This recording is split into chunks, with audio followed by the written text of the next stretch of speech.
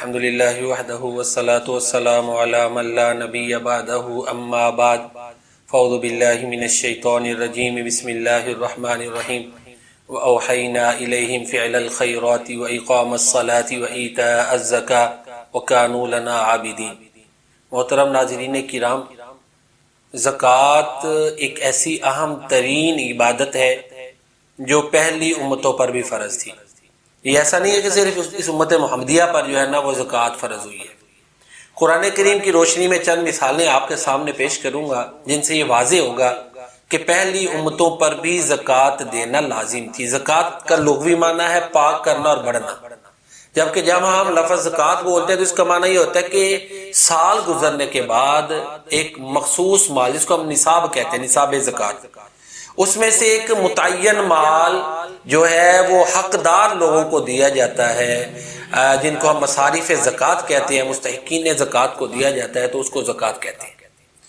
حولان حول پر نصاب زکوٰۃ میں سے مخصوص مال جو خاص لوگوں کو دیا جائے وہ زکوٰۃ کہلاتا ہے۔ ابھی میں نے سورۃ الانبیاء کی ایک آیت مبارکہ آپ کے سامنے پڑھی ہے، اس میں اللہ فرماتے ہیں اور ہم نے ان کی طرف اچھے اعمال وحی کیے، اور یہ کہا اچھے اعمال میں پھر چند مخصوص اعمال ان کا ذکر کیا کہ نماز پڑھیں، قائم کریں اور زکوٰۃ دیں۔ اب یہ جو سورۃ الانبیاء کی آیت مبارکہ، اس سے پیچھے دیکھیں نا سیاق و سباق، تو حضرت ابراہیم علیہ السلام کا ذکر ہے، حضرت اسحاق علیہ السلام کا ذکر ہے، یعقوب علیہ السلام، لوط علیہ السلام۔ تو ان انبیاء کرام کا ذکر کرنے کے بعد اللہ تعالیٰ فرماتے ہیں وَأَوْحَيْنَا إِلَيْهِمْ فِعْلَ الْخَيْرَاتِ وَإِقَامَ الصَّلَاةِ وَإِيتَاءَ الزَّكَاةِ وَكَانُوا لَنَا عَابِدِينَ۔ اس آیت مبارکہ سے پتہ چلا کہ پہلے نبیوں پر بھی زکوٰۃ کی ادائیگی لازم تھی۔ حضرت اسماعیل علیہ السلام کا ذکر کرتے ہوئے اللہ تعالیٰ فرماتے ہیں وَاذْكُرْ فِي الْكِتَابِ إِسْمَاعِيلَ إِنَّهُ كَانَ صَادِقَ الْوَعْدِ وَكَانَ رَسُولًا نَبِيًّا وَكَانَ يَأْمُرُ أَهْلَهُ بِالصَّلَاةِ وَالزَّكَاةِ وَكَانَ عِندَ رَبِّهِ مَرْضِيًّا۔ سورہ مریم ہے، سورہ مریم کا تیسرا رکوع، اللہ تعالیٰ فرماتے ہیں نبی صلی اللہ علیہ وسلم اسماعیل علیہ السلام کا ذکر کتاب میں کرو۔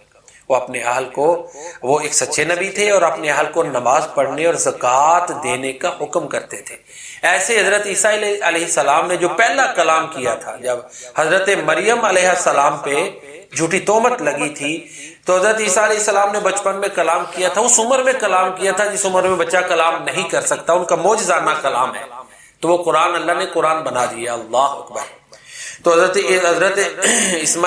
عیسیٰ علیہ السلام نے کیا کہا؟ انی عبد اللہ آتانی الکتاب وجعلنی نبیا وجعلنی مبارکا اینما کنت واوصانی بالصلاۃ والزکاۃ ما دمت حیا۔ تو انہوں نے بھی یہی کہا ہے کہ میں اللہ کا بندہ، اس نے مجھے کتاب عطا کی اور اس نے مجھے نبی بنایا ہے، اور میں جہاں بھی جاؤں برکتوں والا ہوں، اور میرے رب نے مجھے یہ حکم دیا ہے، وصیت کی ہے کہ جب تک میں زندہ رہوں نماز پڑھوں اور زکوٰۃ دوں۔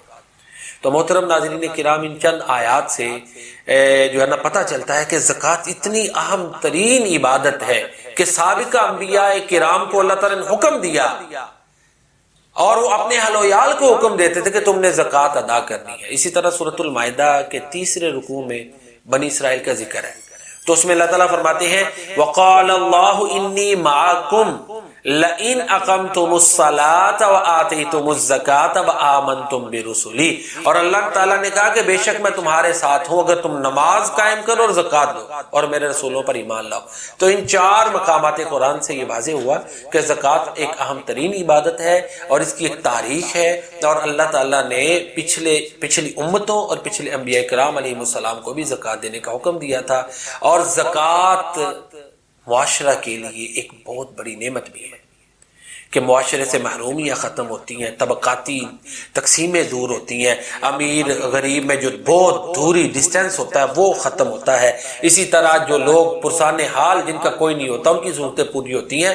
تو زکوٰۃ اہم ترین اس لیے ہے کہ معاشرے کا نظام اس کے بغیر چل نہیں سکتا۔ اللہ تعالیٰ ہمیں قرآن کریم پڑھنے سمجھنے اس پر عمل کرنے کی توفیق عطا فرمائے۔ وما علینا الا البلاغ۔